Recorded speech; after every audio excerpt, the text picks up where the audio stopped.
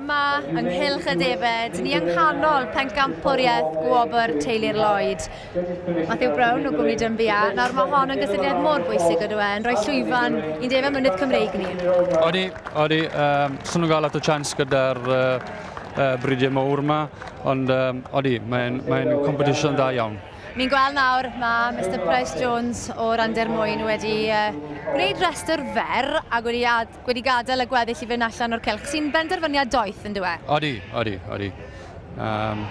Mae'n dechrau twymo mewn barod? Mae'n twymo mewn barod, so mae'n neis i'r rai nhw mewn mas nôl i'r shed i cwrw off. Mae'n mynd i fod yn ddwrnod hir iddyn nhw rhwng popeth heddi, ac felly mae rhaid gofalu am iechyd a lles o ran ifeiliaid. Hwna sy'n dod yn gyntaf, beth bynnag sy'n digwydd. Mae'n bwysig iawn. Wel, dyma ni, restr fer. Mae 'da ni 6 yn y restr fer. Mae 'da ni maes yfed o deulu Kate a Elfed, Hoffers and Jones, Cwm Hedfer, Tre Castell. Wedyn, defaid Penrith Biwla, o iddo Eirwyn Richards, Cwm Celynen. Ond bod y ddau grŵp yma yn berchen i'r un perchynog, does dim rhaid i hynny ddigwydd fan hyn yn y dosbarth, yn y gysadleuaeth hon? Nagos, gallu'r judge, neu berniad dylen ni gweud, gallu pigo y 3 mewn moyn i cysadlu mae bore yma. Allan o'r holl ddefed a harddod wedyn sydd yn y bryd yna? Ie. Ac wedyn os nhw'n ni symud ymlaen, mae dyn ni'r bryd sy'n agos iawn at y galon di, y Torwen. Odi. Ac bod dim un o'r berchen at ti? Fi wedi magu'r tad yr o'n hwrdd a'r dafad blwyddau, so mae tipyn o llwyddiant i fi i mwtio nhw meddi. Ie, mae'n braf i ti gael y cyfle i weld nhw fyna yn cyrraedd y brig. Achos dyma beth mae'r beirniad wedi dewis i gynrychioli'r Torwen eleni. Ac wrth gwrs wedyn mae 'da ni bryd sy'n debyg i'r Torwen, sef y Tor Ddu. Ie, fi'n cadw cwpl o reinfyd. Grŵp neis ofnadw o weda i. Byn nhw lan ar rwle byn ni'n gweud. Gyda Gareth Jones,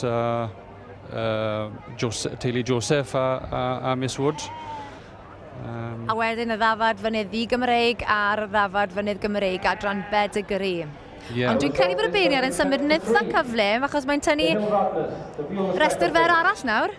Odi, mae'n mynd trwyddo nhw'n gloi yma. Mae'n ei tynnu nhw'n ôl i 3, dwi'n meddwl. So'r maes yfed, y Penrith Biwla a'r Tor Ddu. A dyma'r 3 oedd wedi dalan llygad ni y cyntaf pan oedd y cyfa mewn i'r cylch.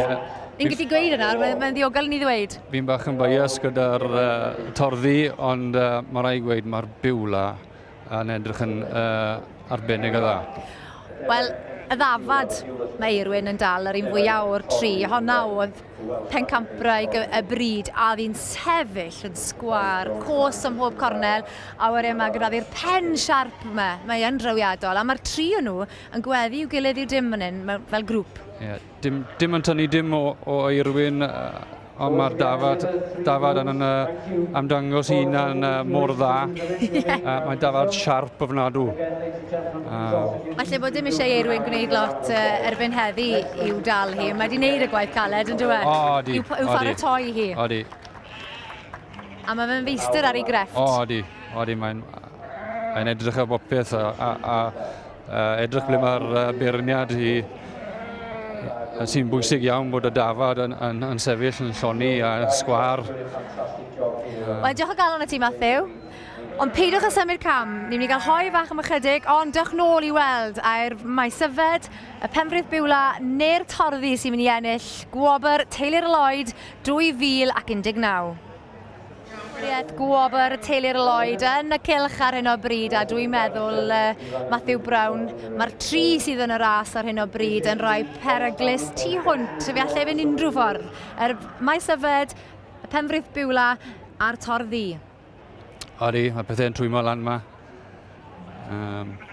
Price Jones yn teimlo gres nawr, fi'n siŵr. A byddwn ni'n meddwl bod eitha twym yn siwt mae fe'n gwisgo. Mae'n wisgen grand iawn, chwarae teg iddo, mae'n edrych yn smart iawn. Price Jones o Randermwyn. Ond pwy nawr Matthew Brown, sy'n dala dylygad i?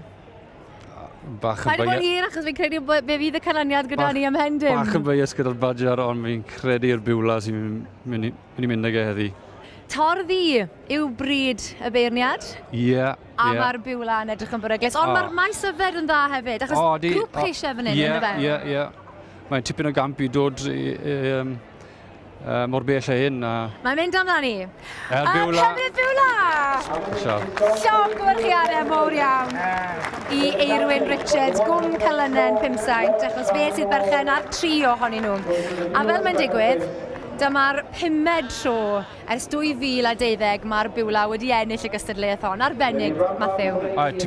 Tipyn o fraint o fe. Chi'n dod i'r sioe hyn a chi'n gyda'r defeg gorau yn y byd wedyn ni. So mae tipyn o llwyddiant, wara teg. A'r ffaith bod wedi magu'r 3 ohonyn nhw. Mae hwnna'n rhywbeth special iawn. Hwnna'n glod aruthrol iddo fe. A wedyn, beth wedys ti? Y biwla a'r torddi, a dyna beth sy'n digwydd Matthew? Special iawn. Arbennig, chwarae teg, y torddi yn ennill y Gwobr. Ond wrth gwrs, y bencampwyr bore yma yw y Pembrif biwla, Eirwyn. Iawn. Da iawn ti, chwarae teg i ti. Ie, sa'n gwybod i weid. Dim yn yma mae hwnna'n digwydd. Na, ni'n ffodus nawr. Yr ail flwyddyn allan o'r dair ni wedi cael y Gwobr hyn. Felly, so mynd i ddigwydd Tom Spel, sa'n credu. Paid a dweud hynny. Ond mae'r bryd yma wrth gwrs yn agos iawn at y galon di. Ydy, maen nhw'n bryd ni'n cadw ys cenedlaethau dad at y ci cyn fi, felly maen nhw'n bryd sy'n agos at y calon ni a ar hyswm ni'n cadw nhw, ti'n gwybod? Allen ni'n neud fwy arian falle ar brydau cyfandirol, ond gyda rhain mae'n calon ni a gyda rhain ni'n diddori yn dos o. A ti wedi bod yn fforus iawn i gael 2 fachgen ifanc cryf i helpu ti gyda'r arddangos y bore yma? 2 ffrind o fewn y bryd, a ni'n helpu'n gilydd. Ni'n paratoi, helpu dyfan i baratoi ddefede. A nabod i estyn nes mae yn arddangos mae gyntaf, felly mae'n un sy'n cael ffrindiau wrth ochr i ar y rhyfel heddi. Mae llon gwerchiadau ti, a gobeithio boes bod e'n talu'n dda. Fi rhaid yn awr, Llon gwerchiadau chi, da iawn.